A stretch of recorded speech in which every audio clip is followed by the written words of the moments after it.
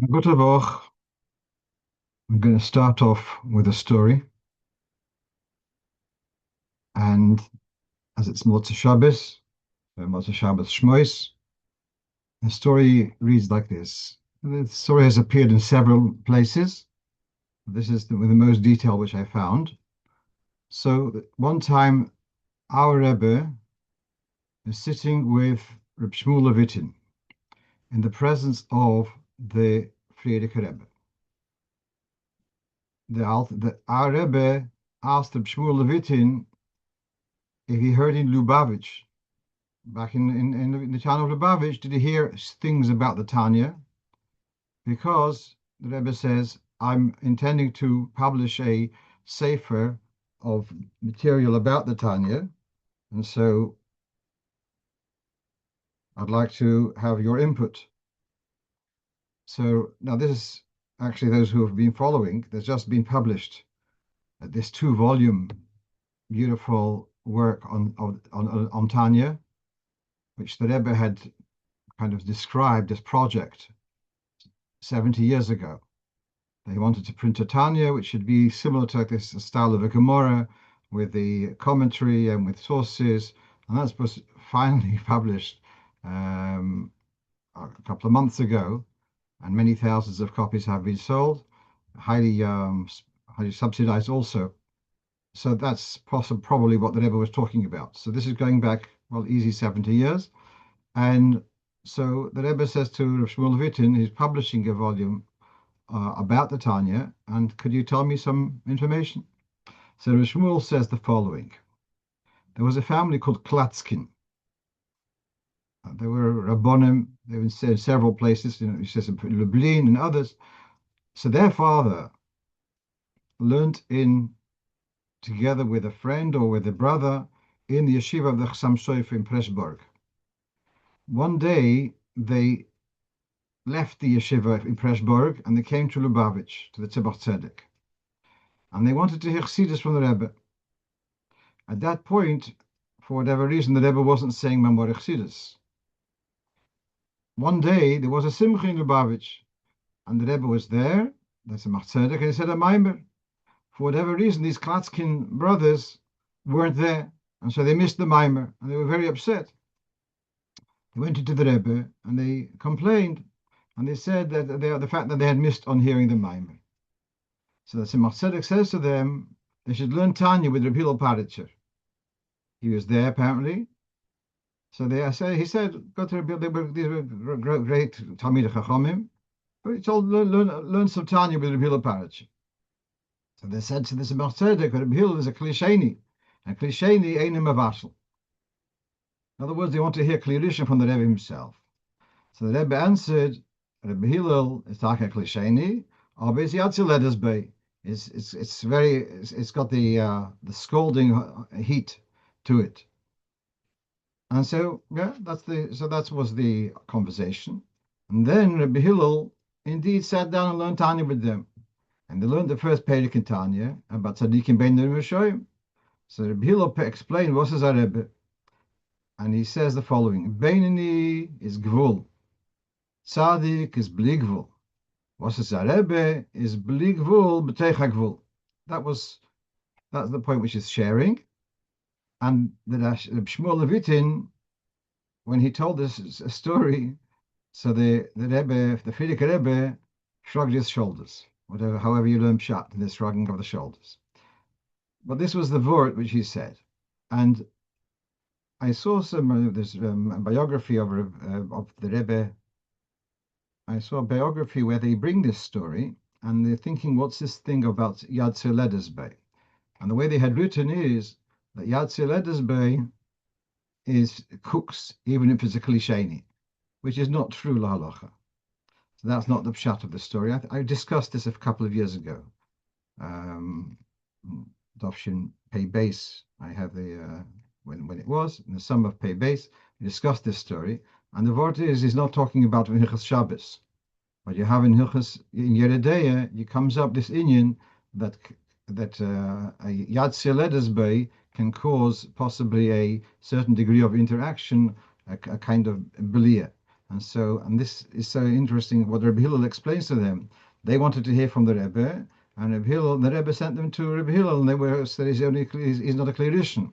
So Rabbi Hillel, in his explanation of Tanya, he says the difference between apostate, Benini, sorry, and a tzaddik, and then what's a Rebbe, which I think is also kind of explaining, yeah, you got clearician, and the Rebbe is bligvul b'techakvul.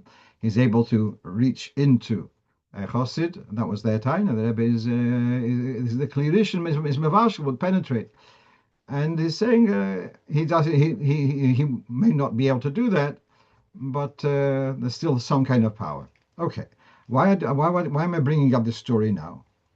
Because just for this Shabbos was published a sikha from Tov Shin Lamed Lamed. What is it? Kolponim, the sikha which was published this week by Hanochas Balahak, is about. It's a sikha for Chof Hei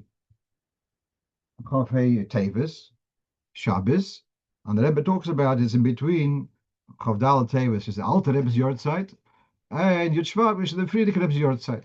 And he talks about the Alter Rebbe bringing Chassidus to in a way of Havana Vasoge, and the Friedrich Rebbe, his Hafotzes Mayonis Zohar Tvei, was the union of, he brought it to the broader population, which people didn't understand the original Yiddish or Hebrew, and he brought it, he saw that it should be translated into French, into German, and to English, and to Italian. And then the Rebbe celebrates the fact that just that week, that he had received the Tanya translated into Arabic, which, and he mentions that Tomim printed it, was my late uncle, Leibol of Shalom. He had the Tanya translated into Arabic, and the Rebbe sees this very significant because he says the 70 nations of the world can be kind of identified under two groupings, under Esav and Yishmael. And the language of Esav is Russian, and the language of Yishmael is Arabic. And the fact that the Tanya is translated into Arabic, particular, he sees this as a way of a birur of Yishmael.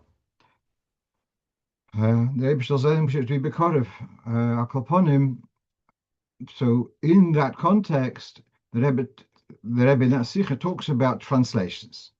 Really, he says that really it would have been better that they should learn in the Klirischen, because learning in another language is a Klisheni. It's not Klirischen, sorry. He says learning in another language is not a Klirischen. However, the skashas to Rabsein and Nesienu and carrying out the shlichus, there's also the koyach to cook al derech inyan ha'iri. So, as he refers, akechol achiluki dinim shemotzina b'yeredeya, about klinachoshes, klimatches. So what I'm seeing here is, it's very similar, that you're talking about Klirischen is Mevashel, and the pedicure and the Tzemach Tzedek says, okay, Reb Hillel is Yad Seledesbe. And here the Rebbe is saying the translation may not have the power of Klirischen, but it has the power of Irui, and I see he's referring to Yeridea rather than to Hilchos Shabbos, yeah, that this is where the main discussion is. And the publisher adds a couple of footnotes, in footnotes, a couple of references rather, to Shach in Yeridea in Siman Sameches and in Siman Kufhei, and where the Shach writes here, you can see Nir Daiti Poshet Vinashas, the Klina Choishes is going to absorb through Irui. It brings a raya from the Gemara. It says in Gemara's Vochim, we're talking about kalim which are used for korbanos, whether echot shabishel boy, whether it was cooked in that keli, echot she'eiro letoichai reiteach, or if it was they poured into it boiling, I guess, gravy of the korbanos. Torn mariko shtifo. There's a procedure of kashering kalim which were used for korbanos, which I'm not going to go into. But this is where the Rebbe is referring to. He says it's discussed in Yeridea that Irui is also able to penetrate. So this was just this week, and I wanted to share this idea that yeah, the chassid is not the Klirischen, but if and here the Rebbe says with the power of the iskashas to the B'sein Nesienu, then you can also have the power of levashel because you are kind of coming with the vigor and the impact of the Klirischen. Right. let's now go on to the list of questions. It's grown since Erev Shabbos, but so the first point on the list was about a Chupah. How do you calculate the 7 days of Sheva Brochos? In other words, when can you do the last Sheva Brochos? So here the way I put the question was, the Chupah was held at 2 p.m. on Monday. Is following Sunday evening still within, is it are the 7 days over or not? So can you make a Sheva Brochos with with a meal with saying Sheva Brochos at the end? So this is from, you can see it's as a Simon Samach base, and there are more spells out. Ve'elu Zayin Yomim. These 7 days start right after the first set of 7 brachas, which means under the Chupah. Under the Chupah you say Sheva Brochos, and that's the beginning of the series of 7 days. And so in this case, since the Chupah was at 2 p.m., so presumably by 2:30 the Sheva Brochos under the Chupah was said. That's still before Shkia. So Monday is the first of the Sheva of the 7 days. Therefore, Sunday night, which is already Monday, Halocho, you wouldn't be able to do Sheva Brochos. Someone else contacted me. This is why I looked it up. His wedding is going to be scheduled. The Chupah is going to be a quarter of an hour after the Shkia. So I responded to him, quarter of an hour after the Shkia, that's when they start. Then they're going to have the Hakofis, and then they're going to do the Kedusha. And that's the Rebbe's letter. And then they're going to be Kedusha, and then they're going to read the Ksubah. By the time they get to the Sheva Brochos, it's going to be well after Tesa Kechovim, and therefore he's work out that will be the next day already without a question. So here it says, and then Panorama says it starts from the Chupah. In the Bar Heitev, in the Pischei Tshuva, he brings from Knesset Yechezkel. He's not so sure. He's thinking that if they have the meal right afterwards, then you'd count from the first meal or something. But Lepoil, we don't follow that. As he says, that we don't count from the meal, we count from the Chupah, and so that's how you work out your Sheva Brochos. Okay, let's go on to the next thing, and there is about, someone asked me, they need to have someone to help them with cutting their nails. So manicure and pedicure, can they have them both on the same day?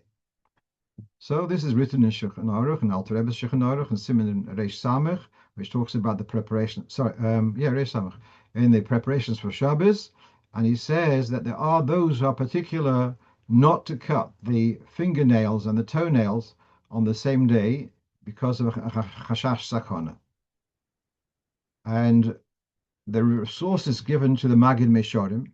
Magid Meshorim is written by Rabbi Yosef Karo, and he had a teacher, a malach, who would come to him and reveal to him in Yonim, and he writes them down. In his dream, he would come very often and tell him this, and you did this, you didn't do this, you should do this, and also in Yonim of Torah. And he talks about the fact that you didn't cut the nails of your hands on the same day because you cut the nails of your toes or your legs on the same day. It's not appropriate to cut both of them on the same day. Do not muzzle the ox whilst it's in process of threshing. What's that got to do with cutting nails? So I'm suggesting it means that there's a certain chayas which Klippah is entitled to, so to speak. Besides Shoresh, we do Averis, Chas v'Sholom, so we're giving them extra Yenika. But otherwise, there's a set allocation for Klippah. And that's like the shoyer, whilst he's working, is entitled to eat whilst he's threshing. To deprive the ox of his Yenika is wrong. And so to cut the nails of the hands and the feet on the same day, which the nails is B'tefra is a Yenika for Klippah, the Rosh of the Zohar B'tefra Achidon, and therefore it's considered overstepping the cutting away the chayes from Klippah. I'm just going on aside for a moment. It's interesting the Lashon of B'tefra Achidon, the Lashon of the Zohar, and that's in a ruchnistic sense, but it also begashmius is very common that people, if you're busy with stuff, you get the schmutz, you get the dirt, soil stuck underneath the nails. And there is a kind of relationship between cleanliness and tahara and purity, as we see in the Mishnah, the Bryce at the end of Soita. And so the Gashmius is a reflection of the Ruchnius. Right, let's move on. So a bochur was at a farbrengen over Yud Kislev, was inspired to commit himself to memorize several brochim of Tanya by Yud Shevat. And as Yud Shevat is nearing closer, he realizes that's not going to be possible. So now the question is, what do you do with it, with the commitment? And they did not say Belin, these a few bochrim, they didn't say Belin Eider. So a sympathetic mashgiach reached out to me and asked me, what's the story?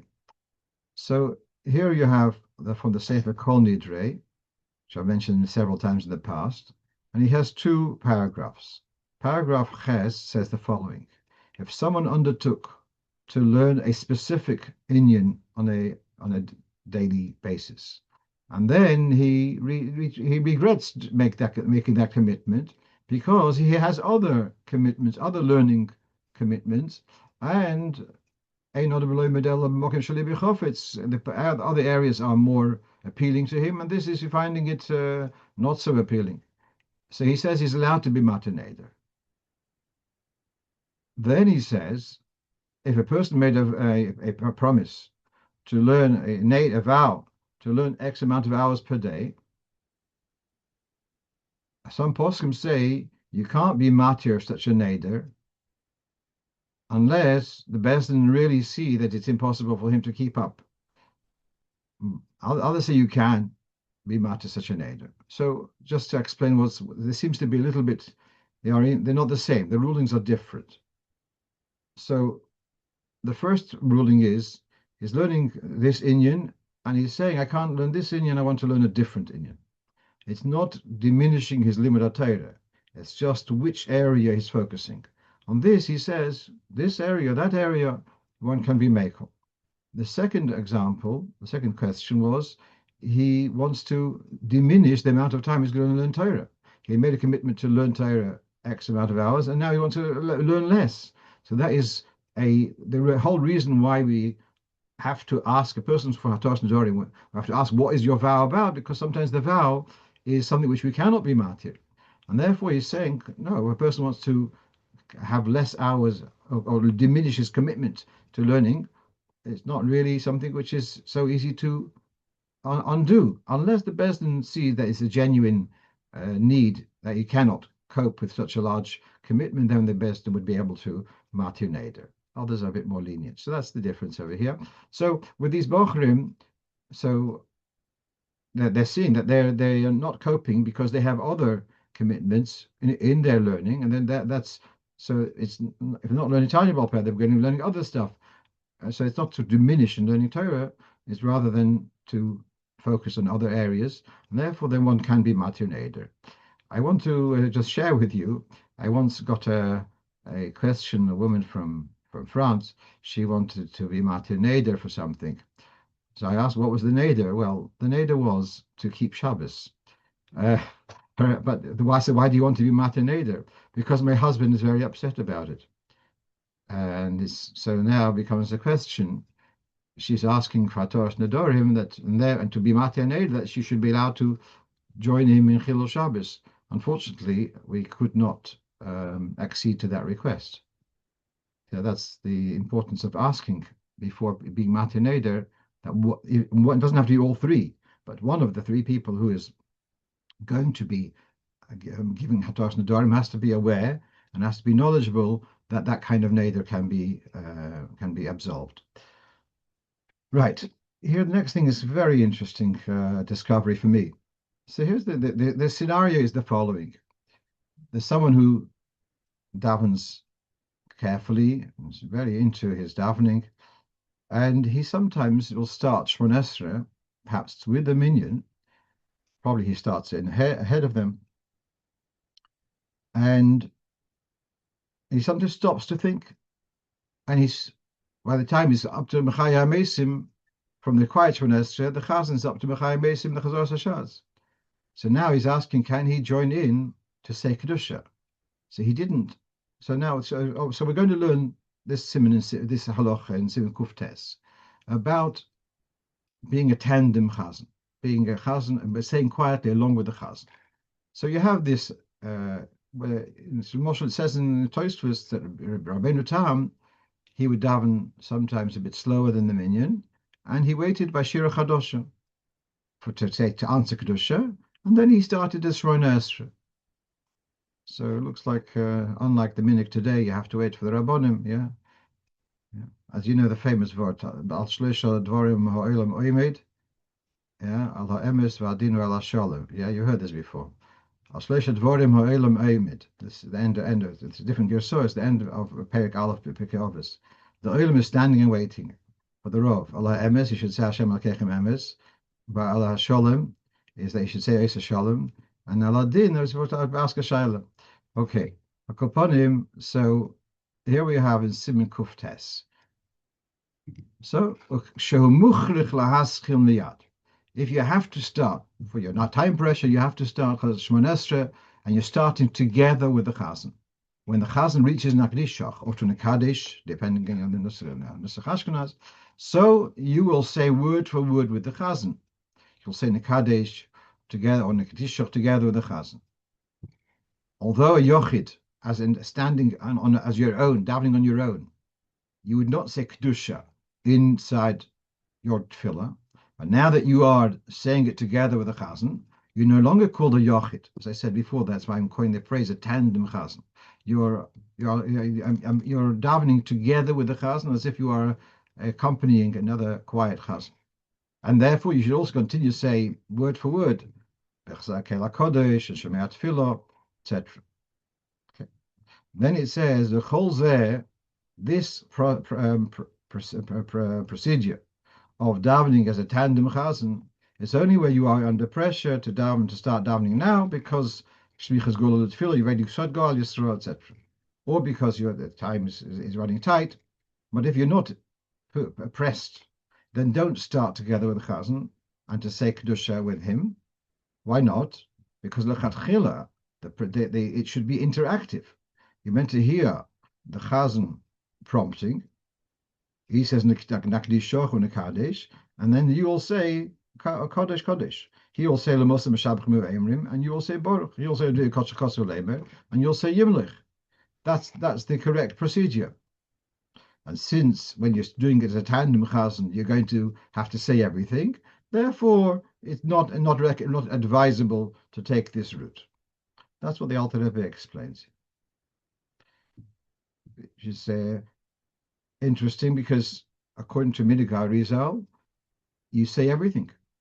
You say also L'mos B'Shabchim Yemrim. You say also V'Divikot Shecha. And so therefore, if you follow the Minhag Arizal, apparently the Rebbe did so. So then this objection falls away. So you could lechatchila start with the chazan. But just one piece of advice: sometimes the chazan is so fast that you won't be able to keep up with him. If you're one of those people, don't daven fast, and so it may be healthier just to wait by Shira Chadosha. Right, but let's come now. But this is all if you start off together with a chazan. But now, what happens if you didn't start with a chazan? So here we have from a sefer called Leket Yosher. Leket Yosher is a sefer which is written as a Talmud of Rabbi Yisrael Isserlin. Rabbi Yisrael Isserlin is the author of the Trumas Hadeshen, about 600 years ago, something like that, in Germany. And he writes the following. A Yochid was davening Shemona Esrei, and he thought he would finish his Shemona Esrei before the Chazan will start. But he just arrived at Mechaya HaMesim, and the Chazan has already started.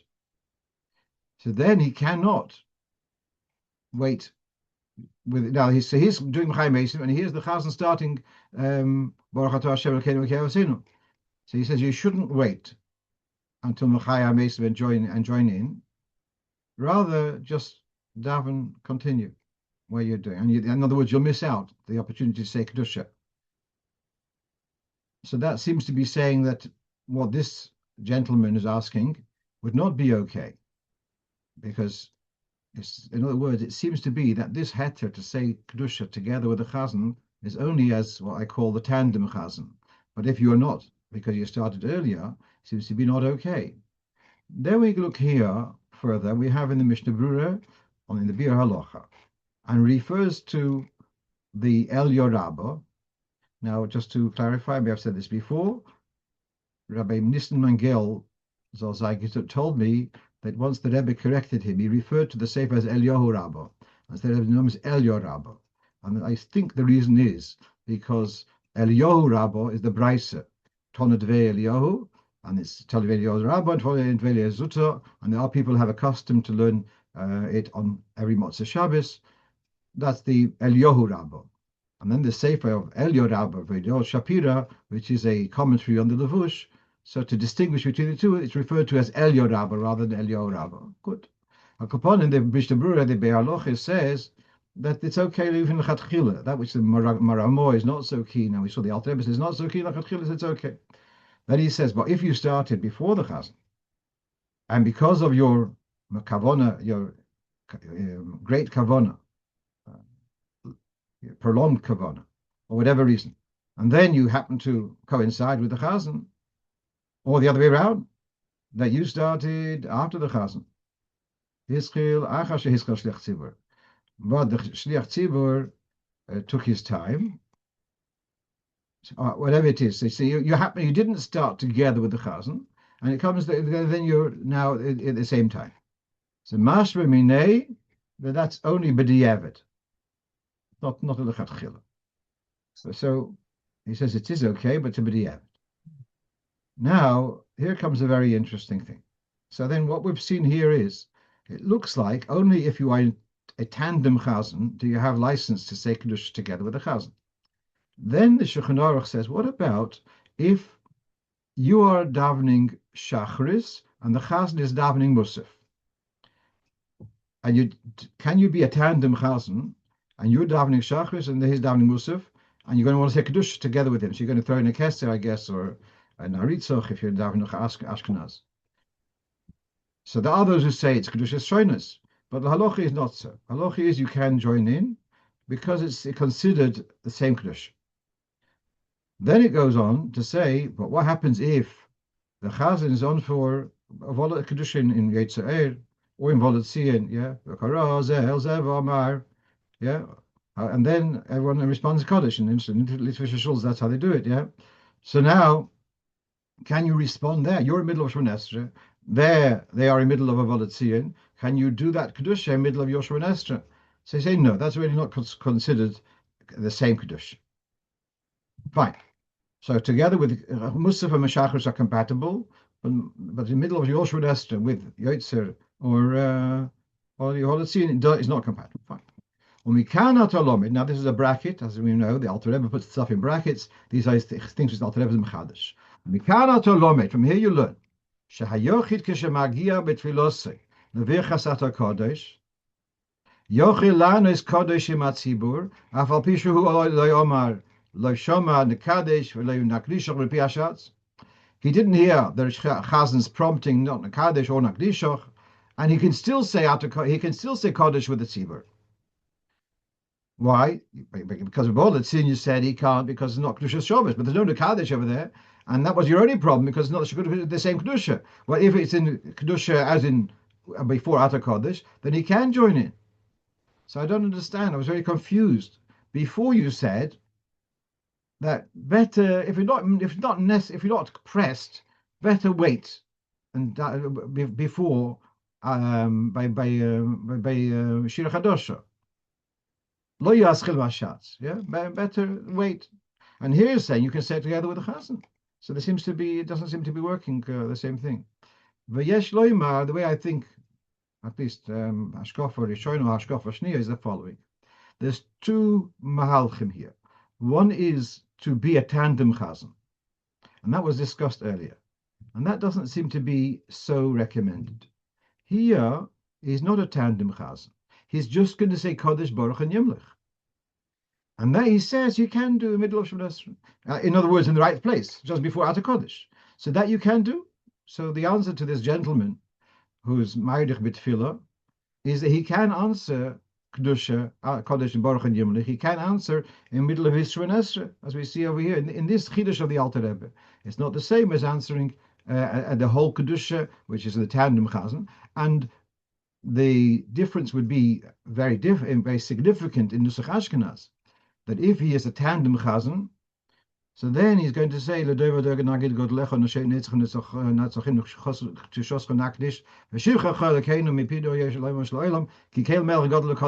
that's only the Chazan says it. Yeah, am I right? I don't daven nusach Hashanah minyanim very often. In other words, the Chazan says Atar Kodesh different to the Yochid. If he's a tandem Chazan, he'll say the Chazan's brocho. So, okay. So much for that. Let's go on. So someone asked me a question. Why do we say the brocha להתעטף בציtzis and not to say להתעטף בטלית? Because you're wrapping yourself with the talis. So I told him simply because you don't have a mitzvah to wrap yourself with a talis. The mitzvah is to wrap yourself with a talis which has got tzitzis. Or to have tzitzis on the talis which you wrap yourself with. And it triggered in my mind to the discussion about what is the nusach brocha. Is it bat tzitzis or b'tzitzis? B'tzitzis means the generic with tzitzis. L'tatef b'tzitzis. Bat tzitzis means with this, as if it were hey hayadir. So interestingly, in the Alter Rebbe's Shulchan Aruch, it says you should say bat tzitzis. But in the Siddur, we have the nusach להתעטף בציציתand. And the reference is given to the Birkei Yosef, who quotes here, Mikan mashma, that you should say batzitzis with a pasach. Right? Ki hadikduk eino smucha, or tzitzis, or in the pasuk of a tzitzis roishi, like in the pasuk in Yechezkel, it's smucha, but tzitzis roishi. So that seems to be to say batzitzis. Because of Maram di Lunzano. See, Maram Lunzano is a great medactic from about 400 years ago. And he writes the following. La'olam, you should say batzitzis with a Sheva. Even in the time when we had tcheles. Because if you're going to say batzitzis, it would mean batzitzis, the tzitzis hayadua, which means the threads. But you don't wrap the tzitchutim lavnei atifonin. You don't wrap yourself with the threads. But you say, when you say b'tzitzis, it means with a shavo, it means that there's a generic mitzvah. There's a mitzvah להתעטף with a garment which has tzitzis. So להתעטף b'tzitzis means to wrap yourself with these tzitzis. That's incorrect. להתעטף with the mitzvah of tzitzis, to put on a garment which has tzitzis, that is the mitzvah. So that's and it seems to be the Alter Rebbe followed this psak rather than what he wrote in the Shulchan Aruch, according to other passages, and say bat tzitzis. So someone's asking if you're davening in Nusach Ashkenaz minyan, you're davening with the Chazan. Would I say Nekadesh or Nakdeshach? So in other words, if you are doing this tandem Chazan business, I don't know what the answer is. I don't know how significant it is that you should dafka have to change from your nusach. There are those who say that always you have to say according to the nusach of the tzibur, but the Rov of Anash are not knowing it that way. They just do their own nusach, they're doing it quietly. It's no one else's business. Yeah. Right, let's move on to the next question. So a child, this is a child, a shlucha somewhere in Europe is organizing a challah which has become a minig nofitz, yashonim achronos, make challah bakes, and she's asking, can a child, and they're giving every woman, they're giving a shiur challah, whatever the shiur is, give a minimum that each woman could make with the brocho. Good. But now she's asking, can she give a girl under bas mitzvah also to join in? small community, and it's a very beautiful thing that they're able to make such a thing. A chinuch. I don't know whether they even have a Jewish school in the community. So we have a Mishnah. I said on the spur of the moment, I said that no, I don't think it's okay. And indeed, this is not in Hilchas Chala. I couldn't find it in Hilchas Chala. This is in Hilchas Truma. In Siman Shin Lamed Aleph Yeridea. It's a long siman. It's got about 120, 150 seifim, probably one of the longest simonim in Shulchan Aruch. But it has the following. There's the Lashon of a Mishnah. Hamisha im Tormu. There are 5 categories who, if they took Truma, the Truma is not valid. Chayrish, short of a cotton, a person's a deaf mute, imbecile, a child, nochri, and then if it's not your property, without permission. So it's clear that a child's truma is not binding, it's not effective. And so then we have, however, interesting, comes the 3 sifim later, says, but if a child is up to the age where Nedorim are taken seriously, because we have in the Torah the concept of muflus samuch leish, the year before bar mitzvah, the year before bas mitzvah, and there's the concept of nidoro of nivdokim, that if they are mature enough that they make a commitment, it's a serious commitment. So then their vows are recognized. So since chala happens through declaration, so if they are capable of making a neder, they are capable of being mafresh chala. It's very interesting, which was news to me. So that's what you see here in the Shach. He says, even if we're Truma Shel Torah, since they have a power of Hekdesh or Neder, as discussed in Hilchos Nedorim, Siman Reish Lamed Gimel, and therefore, also if they take Chala, the Chala is valid. Okay. So now my next question to make up, now everyone was asking what's question number 7. So here's question number 7 came in a little bit later. On Friday, I'm sitting in the Beis Hairoah, and a woman asks, what's the guidelines regarding doing melacha on Motzei Shabbos? So we're not talking about before Havdalah. We're talking about after Havdalah, generally on Motzei Shabbos. So like you have chumras of noshim not to do melacha whilst the candles are burning on the Chanukah and Rosh Chodesh, also the minig of women to refrain from melacha. So we have here, this is from the Piskei Teshuvos in Siman Shin. In many holy communities, there is an old tradition of the women not to engage in heavy-duty melacha, relatively speaking, as in sewing or weaving or art, possibly, or other things which require significant melacha, the whole of Motzei Shabbos, even after Malav Malka. And some would avoid melachas, which are to earn money, of dafka melacha, but not trade, which is interesting, a very interesting distinction, because if you look in the Hamish News Sheet over here, you'll see so many outlets open on Motzei Shabbos in the winter. So that's, well, they've got some support over here. I don't know how in the spirit of Shabbos it is, but they says it is okay. Whereas when it comes to, I responded to the woman afterwards. I said it's that if it's just to sew on a button, that's okay. But if it's like a whole project of sewing or something, there are those who have that minig not to do so on Motzei Shabbos. And indeed, the source we have here is back to the Mogen Avraham in the previous Siman Reish Tzadik Tes. Noshim who don't do melacha on Motzei Shabbos, einoi minag. It's only a minig until after the tzibur have finished Shmona Esrei. However, nog, despite what the Torah says, nog, says the Mogen Avraham in the name of Avud Arham, nog unoshim leishleilasis melacha kol Motzei Shabbos. So we do have such a minhag. It does exist, and so if that's the minhag of that community or your community, so you keep to that. What is Lubavitch minhag? Don't answer. I don't know the answer because I haven't done a survey around the Lubavitch community whether they do sewing on Motzei Shabbos. I remember such a thing I'm not doing. Yeah, but I don't know whether it's to say it's Lubavitch minhag.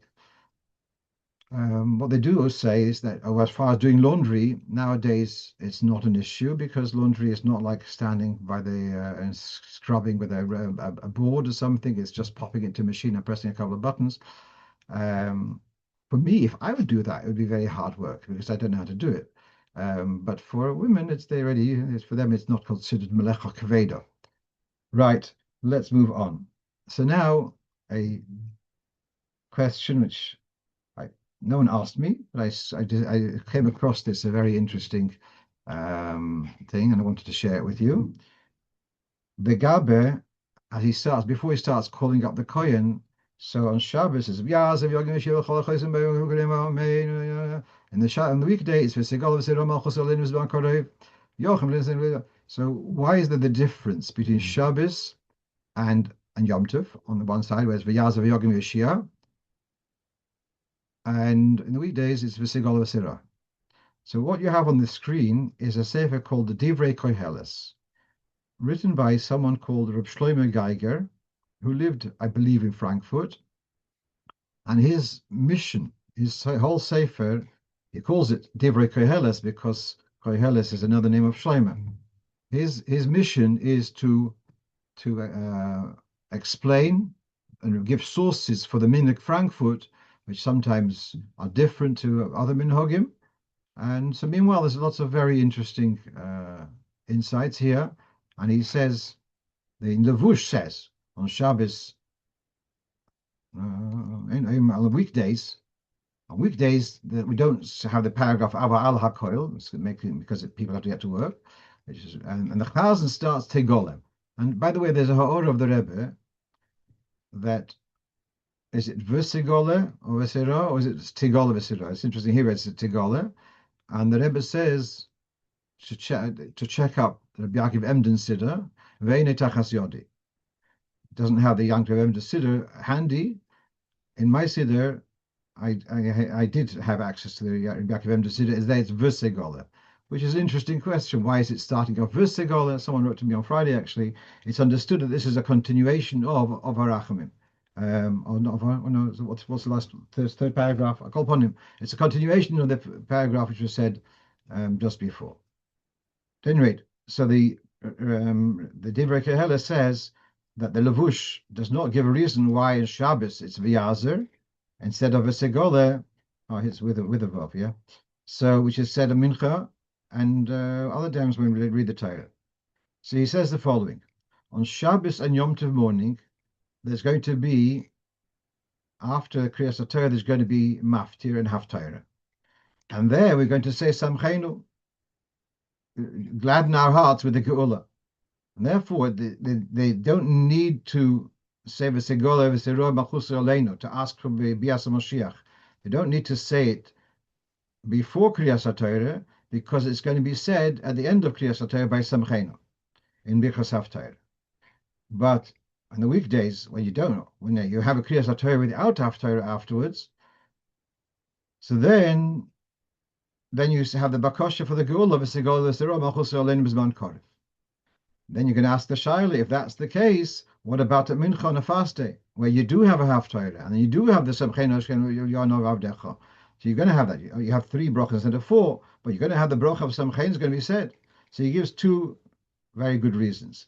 One is, it would look a bit odd that on the fast day we're going to start off, it's a fast day and everyone's hungry and thinking it's a fast day, and then they're going to say, well, Yazav Yogim Yeshia sounds Yom Tovdik. So that seems to be out of character. Secondly, he said you only want to say it once, but on Tanis it's okay to say it twice. It's okay to ask on Tanis to ask for Mashiach twice. That's his second reason. Okay. Let's now move on. I have another couple of points. I've got 4 feedbacks. And actually I feel very privileged that I have people, Talmidei Chachamim, listening and sending in various points of feedback. So the first thing we had a discussion about night tzitzis. And I quoted last week from the Piskei Teshuvos, and I had with Tzemach Tzedek, that about the tzitzis for night should not be exclusively used for the night, because then it's going to be a beged laila, it's potem not tzitzis. That's the lashon of Tzemach Tzedek we had on the screen last week. Right. So now here, this is Piskei Teshuvos, and I quoted from the Piskei Teshuvos for last week, and the others are not so worried about it. Here he says another thing. what happens if someone's Tal's cotton tore or got dirty? Can he take his night tzitzis and use it for the day? So he says it's a question because Tasav Lemina Osu. Now, let's read this carefully. Im yesh bechasoya, the high b'shas hatoras hatzitzis boy yia kavanose sheyia b'ksus laila. It's really not a worry. I can assure you that 99.9 people who have a night tzitzis, it's their old daytime tzitzis. But if you are the 0.1%, that you lechatchila bought a garment for night tzitzis, and you put in tzitzis yourself, which is today also a rarity. You put in the tzitzis yourself for the kavona as for night tzitzis. That's potem tzitzis. That beged, which you designated for night, is potem tzitzis. So you put in tzitzis for something which is not chayv tzitzis. Now, because your other tzitzis is torn, and now you got to use it, but it's not a kosher tzitzis. That's the point which is being said over here. But if you have regular nacht tzitzis, which were your old day tzitzis, and they were made l'shem mitzvah tzitzis, so then, okay, but then that's not a problem of tasav limit. Also, you can use it for temporary. Since it's Motzei Shabbos, I may have told the story before, but I'm going to tell you the story again. It's a long time since I may have told the story. There was in Ukraine an area called Galicia, perhaps. And you had an area, a town called Lvov. There is a town called Lvov, Lemberg. And the town Belz is in that region. And there's a third city, which I don't remember now the name. And what happened was that the Tzvi Hirsch Chayes, Maratz Chayes, became the official government Rov of Lvov and of the whole region, which meant that the Belzerov was under his jurisdiction. Maratz Chayes was a brilliant man, but he looks like he also was very knowledgeable in other fields of knowledge. And so in Belz, he wasn't really applauded. And it looks like once the Belzerov had said something about him being a shegetz or something. What? And so now the Belzerov was now called to court for contempt of a government official. Since the Rav Chayes is a government Rov, and he called him a shegetz, so he was brought to court. So there's this Ukrainian Goyish judge, and this why did you call him whatever you called him? So he says, explain. He says, well, he doesn't wear big Tal's cotton. He wears only small tzitzis. So Rav Chayes says to the judge, Your Honor, there's no duty to wear tzitzis altogether, and small ones is also good. The Ukrainian judge doesn't know what to do. He whispers to one of his attendants, I come back half an hour, and he case is dismissed. And okay, so Belzerov goes back to where he goes, and then a little while later, Maratz Chayes is at some kind of function, and there's also there the author of the sefer called Yeshuas Yaakov, who lived also in that region. And they're chatting. He said, I had a very strange story. Just last week, let's say whatever the day was, the day of the court case, but I didn't. I was just saying, I got up in the morning. Didn't wear tzitzis at night, as I mentioned last week. Some people don't wear tzitzis at night. I got up in the morning and I was looking for my Tal's cotton, and my regular one I couldn't find. I wear a small one. Comes Seres Tshuva, I wear a big one, but I couldn't find my small one. Look at all over. All right, so I just took my Seres Tshuva supersized one and put that one on, and I put it on my kapot, and I go on the way to shul. I'll get stopped by two gendarmes, two policemen, and they excuse me, and they open up my kapota, and they thank you, have a nice day. So they realized that Min HaShamayim, they had led the Yeshuas Yaakov that day he happened to be wearing. So because Maratz Chayes had said, the judge had said, go and check this other rabbi, which kind of tzitzis is wearing. So they came to the conclusion, don't start up with these Chassidish Rebbes. That was the conclusion. Okay, let's move on. So talking about that was about the night tzitzis, yeah? Then about the dog. Mentioned about, came up in the previous shiur was talking about owning a dog. So someone came, not last week, it was a few weeks ago, we talked about it. So this is from a contemporary sefer called Artze Besomim, contemporary, lives in Rov in Milwaukee. And he says, I'm really not very happy, Bichlal, about answering shilas about people owning dogs. It's not a thing from a yid to be having a dog. And he gives us a reference to the Gemara in Rosh Hashanah. And it talks there about King Koresh. And it says, Hashegel nitzov li minoi, that the shegel was sitting next to him. And there's a whole discussion in the Gemara whether the shegel means his wife, or shegel refers to a dog. Like the dog was sitting next to him. And there's a whole discussion back and forth. And he says that the umos, they are drawn to the klavte, because that's their proclivity, so to speak.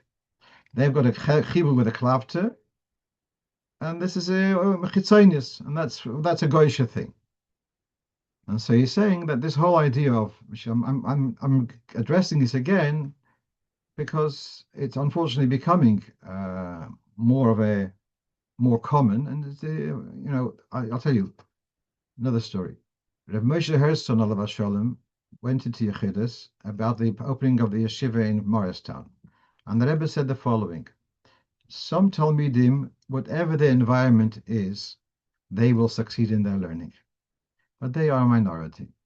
There are some Talmidim, in whichever environment you provide, they won't succeed in their learning. They are also a minority. But the majority is that if there is a conducive environment, they will succeed in their learning. And that should be your focus. I'm not going to dissuade those who have dogs already to go and give them away. But those who are on the borderline thinking, yes, no, is it right, is it wrong, should know that it's not a Yiddish thing. So this is what he's bringing here. It's a goyish proclivity to klovim, but it's not a thing for a Hamish Yid. Now, while the hashgacha process last night, I was looking for something else, and meanwhile I came across this in the Rishimis. And here's the difference between when it talks about animals going on their hoofs. So it says the following: a chosul. So the Rebbe, Rashi mentions three animals: chosul, kelev, and doiv. A cat, a dog, and a bear. So the Rebbe, I'm not going to go through the whole reshima, but he says a cat its moichin is not kideboy. It's lacking in moichin. It does not have doesn't recognize its master. Whereas in Midas, the cat is actually refined. And we have this idea, it says in the Gemara, that if Torah hadn't been given, Chas v'sholom, the Rebbe Rashab added, we would learn tznius from a cat. The cat, in its way, has got a certain tznius to it. The dog is the opposite. The dog is actually, in moichin, he is okay. And his makir is koinai. And it says also that the dog is a wise creature. But the dog is kuloi leiv, kelev, kuloi leiv, and it's possessed by its own heart, and it uses its wisdom, its slyness, for getting its food, etc. But it's asponim and it's shimesh b'teva. So, just since we're talking about dogs, I saw this last night. The difference between cats and dogs, that the cat has got is a mile in midas and chasaron in seichel, and the dog has got a mile in seichel and a chasaron in midas. Neither of them, I guess, are a wonderful role model for Yiddish kind. Okay, then we have. I mentioned, I think it was 2 weeks ago, or it was last week. We had this discussion that a bochur said to me that, having heard that there's the svara that the bochur is the brocho of the oil of the Torah is really the brocho of the bochur, says, okay, then why shouldn't be saying bochur v'or shemoy? which I think I said it was a good idea, and I would like to backtrack on that a little bit. And someone sent me the following.